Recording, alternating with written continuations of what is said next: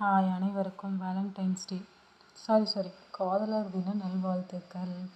எல்லாருமே lovers day அன்னைக்கு gift ஒன்று ரெண்டுலாம் கிடையாதுங்க, நிறையா என் லைஃப்லேயும் அது நடந்தது. 1 2லாம் கிடையாது. ஒரு லவ்வர்ஸ் டே அன்னைக்கு ஒரு 2 3 என் வீட்டுக்காரர் கொடுத்துருவாரு. அதுக்கப்புறம் அந்த கிஃப்டை வச்சு நிறையா ஃபோட்டோஸ், அவுட்டிங், நெக்ஸ்ட் வந்து தியேட்டர், அதுக்கப்புறம் படம் முடிஞ்சதுக்கப்புறம் திருப்பி பார்க், பீச் எல்லா இடத்துக்குமே போவோம். பட் என்னோடய நிலைமை இப்போ பாருங்கள், ஸோ சேட். எல்லாருக்குமே கல்யாணத்துக்கு முன்னாடி லவ்வர்ஸ் டேங்கிறது ஒரு என்ன சொல்கிறது, அன்றைக்கி டேவை செலிப்ரேட் பண்ணுறதுக்காக ரொம்ப 1 month ஃபுல்லாக பிளான் பண்ணி பண்ணுவோம்.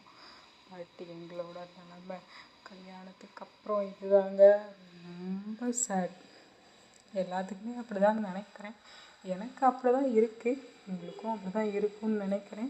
கண்டிப்பாக யாருக்கு இந்த நிலைமை இருந்தாலும் மாறவே மாறாது. இதுதான் கடைசி வரைக்கும் நம்ம நிலமை. யாருக்கெல்லாம் இந்த நிலமை தொடருது கண்டிப்பாக கமெண்ட் பண்ணுங்கள்.